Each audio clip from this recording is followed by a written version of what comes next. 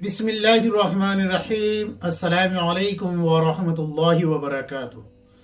दोस्तों, बहुत सारे हजरात हैं जिन्होंने पूछा है कि मुफ्ती साहब, ये पंजाब में एक त्यौहार होता है जिसको सकरात भी बोलते हैं और लोहड़ी भी बोलते हैं। तो ये त्यौहार यहाँ पंजाब के अक्सर मुसलमान भी मना लेते हैं, उनको देखा देखी।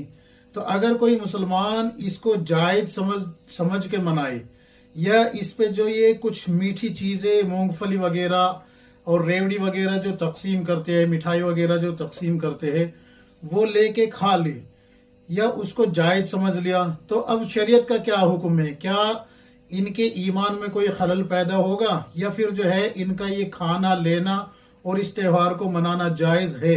क्या कहती है शरीयत इस बारे में? तो रसूलुल्लाह सल्लल्लाहु अलैहि वसल्लम की हदीस सुने, मन तशब्बह बिकौमिन फहुवा मिनहुम, जो जिसकी निस्बत इख्तियार करेगा उन्हीं लोगों में उसका शुमार होगा। और अगर ये चीज़ें इन्होंने जायज़ समझ के की है, यानी कि ये जो त्यौहार है लोहड़ी वगैरह का त्यौहार, अगर इसको जायज़ समझ के किया है तो फिर ईमान में खलल पैदा हो जाएगा। क्यों? इसलिए कि गैरों का त्यौहार है और गैरुल्लाह की तरफ मंसूब किया गया है, इसको जायज़ समझना ही शिर्क कहलाएगा।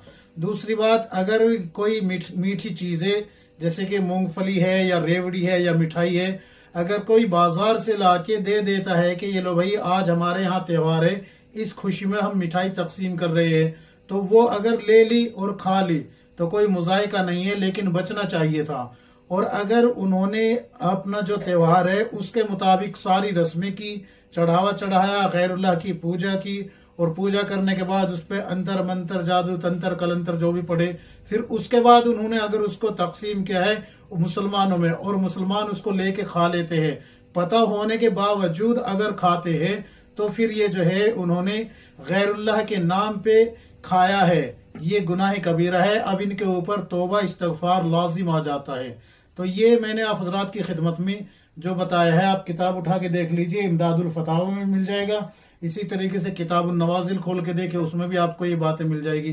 अल्लाह तबारक व तआला मुझे भी आपको हम सबको किताब व सुन्नत के मुताबिक जिंदगी गुजारने की तौफीक अता फरमाए। आमीन या रब्बल आलमीन।